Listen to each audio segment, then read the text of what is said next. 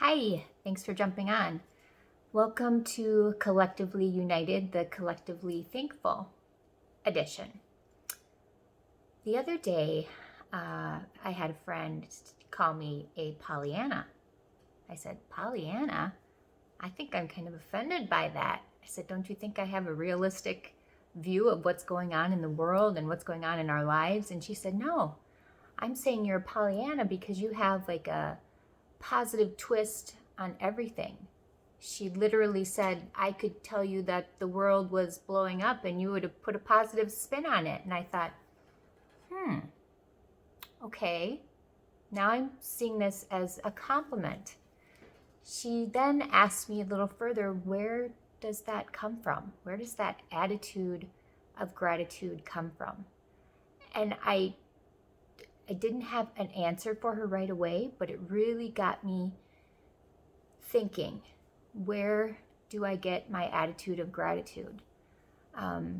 It started, I would say, about 3 years ago. I was lucky enough to be in a book study with some very dear friends, and we read this book, 1,000 Gifts by Anne Voskamp. And in there, she says you're waking up to your blessings every day, whether it's good or bad. You can turn anything into a blessing. You can see the good in it if you look hard enough. And in that book study, it challenged us every day to write down things that we were thankful for, hence the 1,000 gifts. So I started this gratitude journal.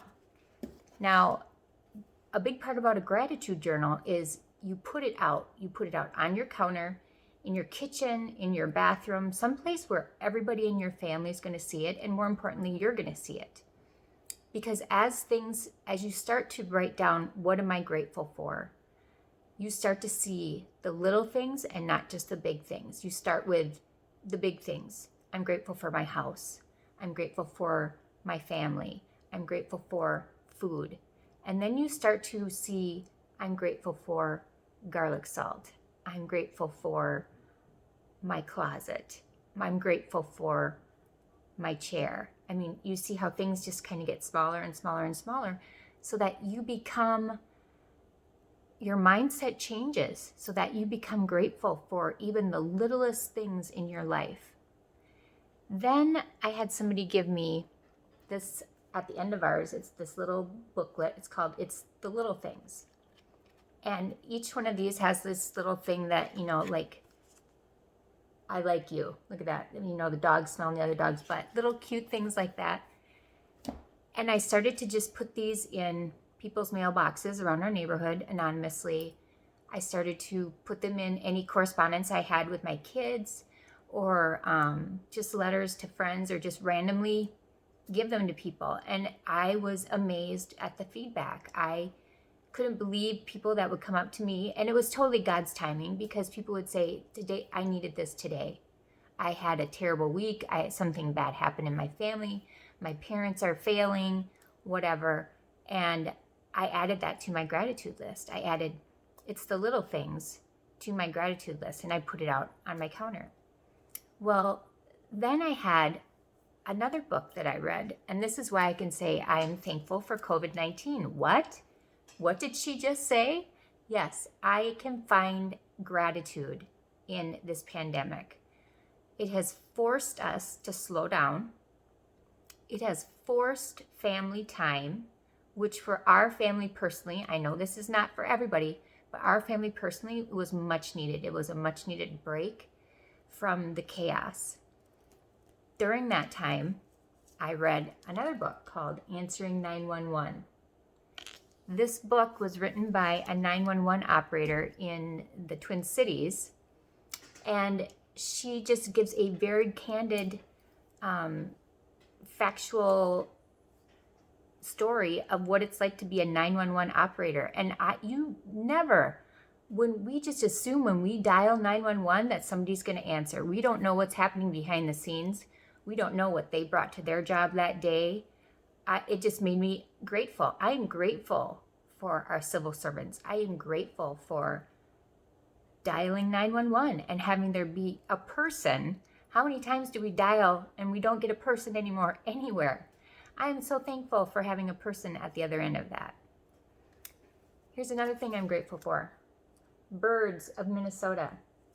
My name is Stephanie and I am a birdie. I live in southern Minnesota, and until COVID-19, until we were forced inside, until we were forced to slow down, I never stopped to notice the amazing, beautiful birds that are in my yard every day and that I didn't even know existed.